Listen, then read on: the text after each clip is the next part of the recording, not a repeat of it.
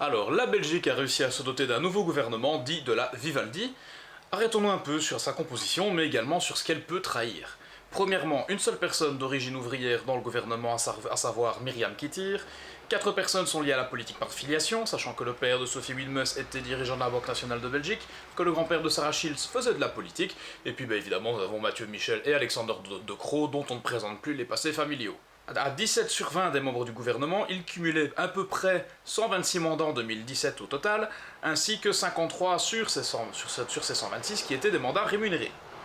Et à eux tous, ils cumulent 208 ans de présence en politique. Certains membres du gouvernement sont aussi assez sulfureux, notamment David Clarinval, vice-premier ministre du budget et de la fonction publique, qui pourrait être reconnu coupable d'enrichissement personnel. Les travaux qui étaient faits par la commune étaient faits par son entreprise personnelle.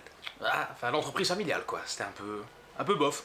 Nous avons également Thomas Dermine, secrétaire d'État à la relance, personne n'ayant jamais été élu d'ailleurs, ancien conseiller dans le cabinet de conseil McKinsey, qui ne prie pas à part son altruisme bien évidemment. Le bras droit de Paul Magnette sera en charge du plan fédéral d'investissement public de 4,7 milliards d'euros. Il avait déjà été choisi par Magnette pour gérer le plan de relance de Charleroi suite à la fermeture de Caterpillar, donc avec les 2200 travailleurs qui ont été jetés au chômage. Dans ce dossier, les résultats sont plus que décevants, comme l'a récemment bien montré l'émission Investigation de la RTBF. Donc ce que Dermine n'a pas pu faire à l'échelle d'une région, il est censé le réaliser à l'échelle du pays. Et c'est vrai que lui aussi a des liens avec des capitaines d'industrie, notamment les héritiers du baron Albert, qui ont récemment coopté Dermine au conseil de leur fondation caritative.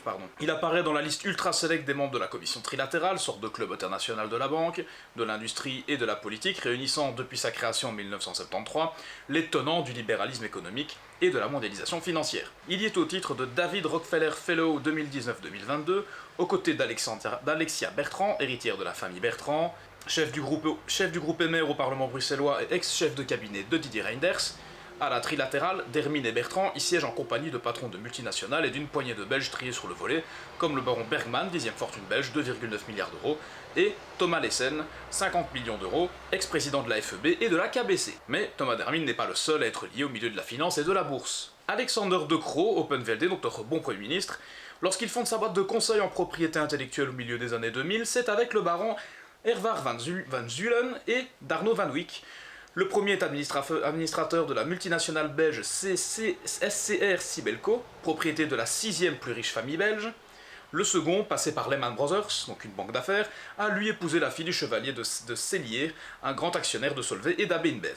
Quelques années plus tard, c'est le fils de Jacques Van Richthoversel, ex-dirigeant de Solvay et ex-président du lobby Plastic Europe, qui les rejoindra.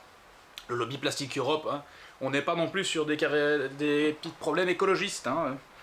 Le fils d'Herman De Croo, lequel a été ministre dans les années 1980, mais a aussi été administrateur pendant 37 ans, donc de 80 à 2018 de Texaf, une holding financière, la famille De Croo entretient donc des relations suivies avec quelques-unes des plus grandes fortunes de Belgique, ce qui explique sans doute sa résistance farouche à imposer toute forme d'impôt sur la fortune du côté des De Croo. Alors, la secrétaire d'État au budget, Eva De Blecker, a été pour sa part manager Economic Affairs de la Confédération des industries agroalimentaires de l'UE, un puissant lobby représentant les intérêts de multinationales actives dans l'agroalimentaire telles que AB InBev, Coca, Nestlé, Pepsi, Kellogg's, dans la privatisation des semences, donc Cargill, Dupont. Vincent Van Petergem, nouveau ministre des Finances qui était, jusqu'à sa nomination, administrateur de la banque d'épargne VDK, actuellement contrôlée par le mouvement ouvrier chrétien, Belfius et la famille multimillionnaire d'Anna Boston, 252 millions d'euros. Donc, il est évident que ce gouvernement n'est qu'un énième gouvernement technocratique de plus, qui à défaut de chercher l'efficacité, restera sur de l'idéologie néolibérale européiste. Comme marqué dans la note de Croo, qui veut une politique résolument pro-européenne, nous parlons bien de l'Europe qui a demandé de supprimer des lits d'hôpitaux, de faire de l'austérité à tout va, de garder les frontières constamment ouvertes. Ah bah non merci les gars. Alors, quelle est la stratégie derrière la Vivaldi, car c'est aussi une question qu'on doit se poser. D'aucuns pourraient considérer que ce nouveau gouvernement est une sorte de baroud d'honneur du fédéralisme belgicain. Il y a un peu de cela, en effet, si ce gouvernement n'est pas capable de redresser la barre, on peut espérer une belle montée des partis libéraux comme le PTB et le Vlaams Belang. Alors, serait-ce une fin annoncée pour le pays ? Bah, je sais pas réellement en fait. Il est vrai que le pays tel qu'il est construit aujourd'hui ne peut pas fonctionner, nous avons une multitude d'institutions fédérales qui se disputent les compétences et arrivent à des coûts faramineux, Et ce gouvernement, aux allures de coalition des perdants, pourrait signer l'arrêt de mort ou le renouveau politique des partis issus dits des trois piliers, à savoir le pilier libéral, le pilier catholique et le pilier socialiste. Si succès il y a, ils pourront sauver les meubles, et si échec il s'avère, gare à la tempête électorale. Donc en soi, la stratégie globale sera de jouer un gros coup de poker pendant 4 ans pour essayer de sauver l'État belge tel qu'il est construit avec tous ses défauts et le peu d'efficace qu'il a. Alors, quelle opposition y a-t-il derrière la Vivaldi? Raoul Edebo a eu un discours assez intéressant politiquement au Parlement dernièrement où il expliquait qu'il n'y avait que 3 oppositions. La libérale, celle de l'austérité et des financiers, la nationaliste, celle de la xénophobie et de la boue, et la belle et flamboyante opposition de gauche, à savoir le PTB en gros.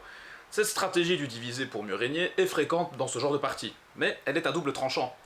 Le tranchant avant permet de disqualifier en usant d'un sophisme de culpabilité par association, en disant que si on n'est pas pour le PTB, on est forcément un néolibéral ou un xénophobe, j'en ai même déjà personnellement fait les frais, mais l'autre tranchant est aussi celui de la communication, en parlant d'opposition de gauche, de manière nébuleuse, en faisant croire qu'il serait plusieurs dans cette opposition, alors qu'au final, il n'y a que le PTB. On n'aime pas les gens avec trop d'ego, et on n'aime pas les mensonges par omission. De plus, il serait temps que le PTB trouve d'autres recettes programmatiques à mettre en avant, car à part l'impôt sur la fortune, le modèle kiwi et la fin des notionnels qui sont leur triangle idéologique, hors-delà duquel rien n'existe, Tom Van Grieken est le plus intéressant en ce moment selon moi. Après avoir fait une grande épreuve de force lors de la manifestation contre le nouveau gouvernement ayant rassemblé plusieurs milliers de personnes, il a décidé de coopter une vision pro-démocratique en demandant de nouvelles élections et en critiquant l'alliance des perdants. Ce qui lui permettra de ramener dans son giron plus d'électeurs qui de base n'étaient pas prêts à voter pour ce mouvement mais qui par manque de démocratie vont peut-être voter pour lui. Alors, quelles seraient les pistes de solutions pour les futurs conflits politiques? Une réforme plus efficace du fédéralisme belge consisterait de ne garder que les régions et leurs compétences formellement écrites dans la Constitution, avec possibilité de cessation de ces compétences au fédéral après un vote du Parlement régional, voire un référendum, afin de rester en adéquation avec une forme de démocratie. Il faudrait également arrêter de se cacher derrière son petit doigt, la finance gangrène et ce depuis longtemps nos institutions fédérales, régionales et européennes. Il serait temps de faire le ménage, notamment derrière une interdiction d'exercer dans le public pendant certaines années pour les anciens fonctionnaires ayant fait pantouflage dans le privé pour faire l'inverse. Je vous invite à suivre les analyses d'Emmanuel Todd sur l'aristocratie stato-financière, mal de notre temps et mal politique de notre temps. Rien n'empêcherait également d'interdire purement et simplement ce mélange des genres dans la Constitution ou dans n'importe quelle loi existante. Après, pour ce qui est de l'avenir, au regard des sondages, on constate une montée des illibéraux, comme le PTB et le Vlaams Belang, ce qui à terme aboutira à des blocages politiques évidents lors de formation de futurs gouvernements. La solution serait que le PS et la NVA fassent une stratégie de grignotage, c'est-à-dire que le PS devrait grignoter le PTB sur sa gauche, et la NVA devrait grignoter le Vlaams Belang sur sa droite ou sur son côté flamingant.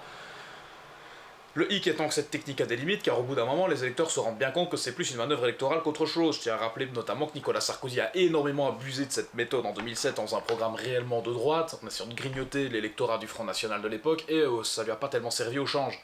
De plus, une autre stratégie serait celle des baisers de la mort, c'est-à-dire, en gros, faire une alliance électorale avec un des partis en montée, c'est-à-dire une alliance PS-PTB, ou une alliance Vlaams Belang-NVA. Or là, il y a deux différences à ceci près en Wallonie et en Flandre, c'est-à-dire que la NVA refuse tout type d'alliance avec le Vlaams Belang alors que celui-ci lui a proposé, car tout simplement le Vlaams Belang est en grande position de force en ce moment.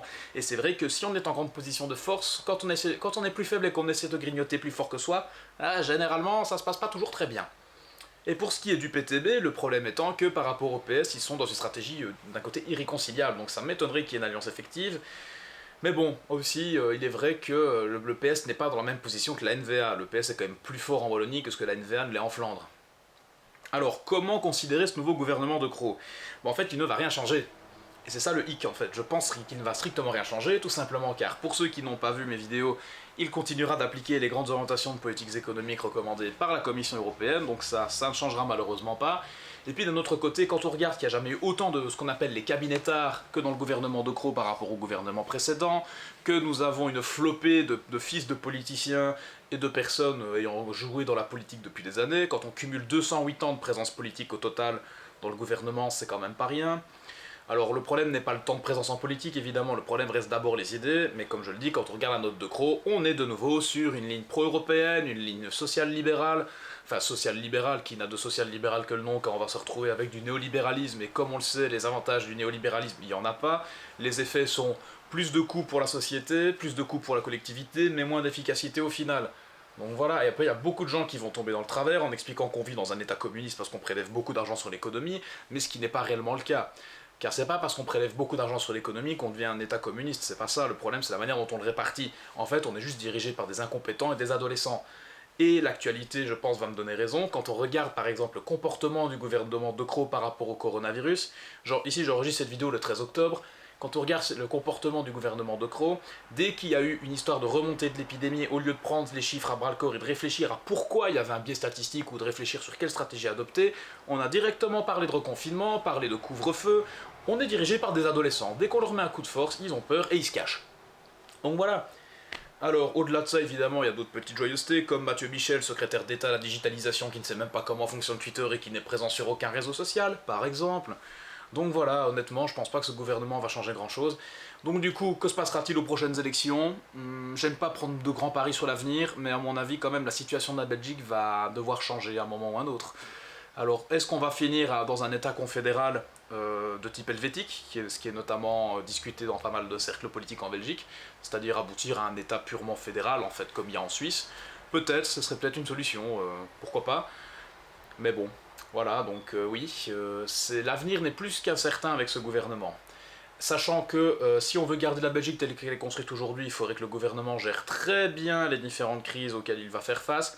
Et quand je regarde les plans de la Banque nationale de Belgique par rapport à la contraction de l'économie, et quand je regarde les programmes de ce gouvernement et déjà le quiproquo constant qu'il y a au niveau des réformes, à mon avis, ça va être assez folklorique pendant 4 ans.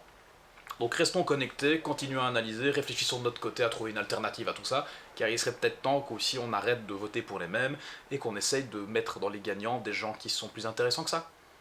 Car au bout d'un moment, le vrai problème reste ça, le gouvernement, on pourra en avoir plein de nouveaux, on va toujours appliquer les mêmes réformes néolibérales pro-européennes, et ça, dès qu'on n'arrive pas à comprendre ce problème-là, en fait, on n'arrive pas à comprendre comment fonctionne la politique. Si on n'arrive pas à mettre dans la tête des gens que c'est malheureusement ce texte-là qui va être respecté, alors je vous invite à regarder ma vidéo sur les GOP. En gros, le programme du gouvernement, ça va être plus d'austérité, privatiser les rails. Ça, on a même parlé d'un permis à points aussi. Ça, c'était pas dans les GOP, mais la privatisation du rail, elle y était. Puis on va de nouveau nous parler de refermer des lits d'hôpitaux alors que nous sommes en soi-disant deuxième vague. Mais on a refermé des lits d'hôpitaux. Donc voilà, vous allez voir, on va de nouveau être dans un quiproquo constant. Ah là là, les élections prochaines vont être magnifiques, ça je vous le dis. Voilà, j'espère que cette vidéo vous aura plu.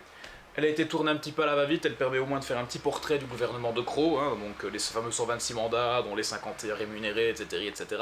Donc on est de nouveau face à un gouvernement de cumulards, il y en a un qui fait de la politique quand même depuis 1985 dans le tas. Donc voilà, et on constate aussi d'ailleurs une forte présence des universitaires et du droit, mais ça c'est fréquent en politique belge. Donc voilà. J'espère que cette analyse vous aura plu, elle vous aura peut-être ouvert les yeux, du moins je l'espère.